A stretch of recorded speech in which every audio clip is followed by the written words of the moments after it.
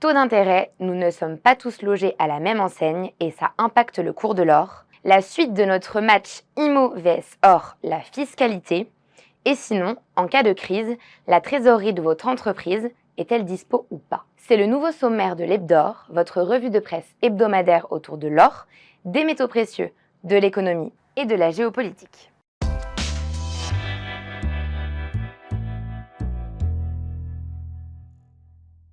Avant de démarrer cette revue de presse, j'en profite pour vous rappeler que nous avons lancé un grand jeu concours il y a 2 semaines déjà pour fêter nos 50 000 abonnés sur YouTube. L'occasion pour vous de gagner le gros lot puisqu'une pièce en or, la VRX Tchad, est en jeu d'une valeur d'un peu plus de 650 €.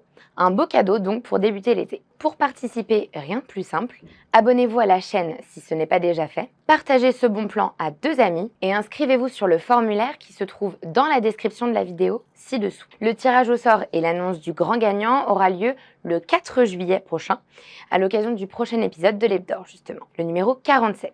Bonne chance à vous! Les taux d'intérêt sont une nouvelle fois au cœur de l'actu économique. L'arme fatale des banques centrales pour lutter contre l'inflation est dégainée un peu partout dans le monde, mais pas de la même manière.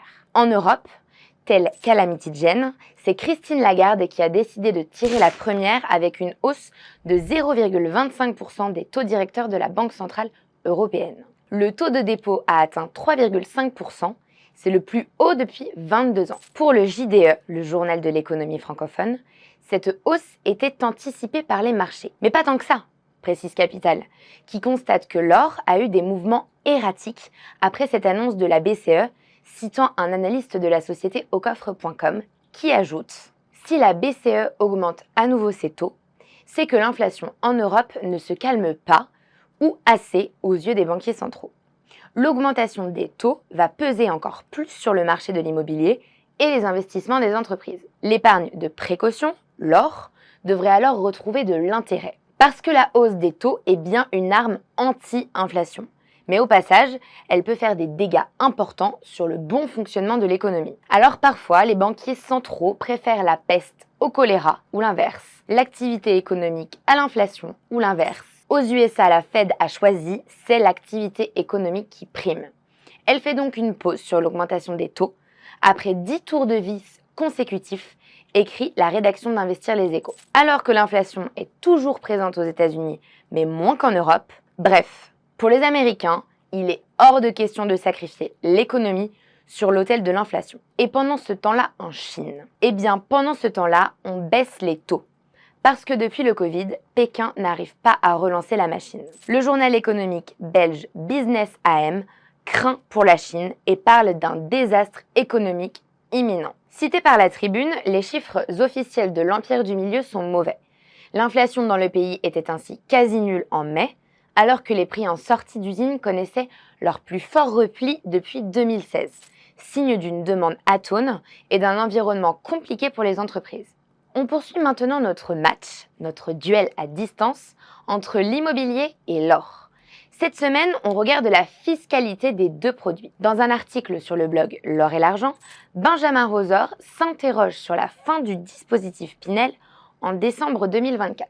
C'est un énorme avantage pour l'immobilier en matière de défiscalisation qui va s'envoler. Et donc, fiscalement, pour le temps long, quelle est l'alternative ? L'or, qui a la réputation d'être un investissement sur le long terme, n'a pas de rendement.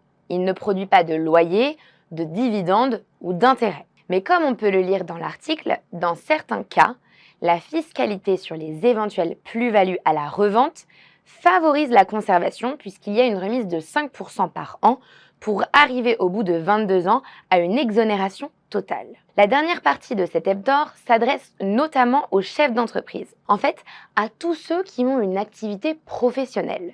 Et ils sont nombreux puisque l'INSEE compte plus de 4 millions d'entreprises en France. Et dans la gestion d'une boîte, il y a un élément primordial, la trésorerie.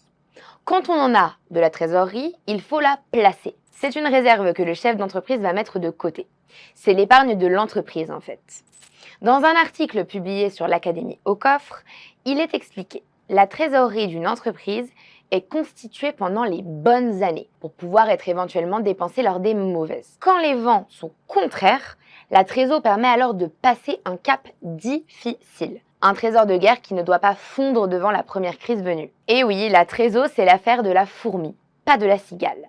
En général, les patrons demandent à leurs banquiers de la placer sur des produits hyper sûrs qui ne peuvent pas s'effondrer en cas de crise. Sauf que, comme le raconte Jean-François Faure dans le podcast Il est l'or, il peut arriver qu'une banque ferme ses portes. On l'a vu pendant la crise de l'euro en 2012, mais aussi très récemment avec les faillites des banques régionales américaines. Donc le spécialiste des métaux précieux estime qu'il ne faut pas mettre sa trésor dans le même panier. L'or peut être une alternative ou un complément. Selon lui, l'or contracyclique peut servir d'assurance en cas de crise, puisque son cours va monter. D'ailleurs, il a utilisé cette méthode lui-même pour sauver une de ses entreprises en pleine tourmente pendant les subprimes. Allez, c'est tout pour cette semaine. Merci encore 1000 fois de votre fidélité. N'oubliez pas le jeu concours pour remporter une magnifique VRX Tchad en or pur. Et à mardi prochain pour une nouvelle revue de presse et surtout pour le résultat de notre grand jeu concours. À bientôt!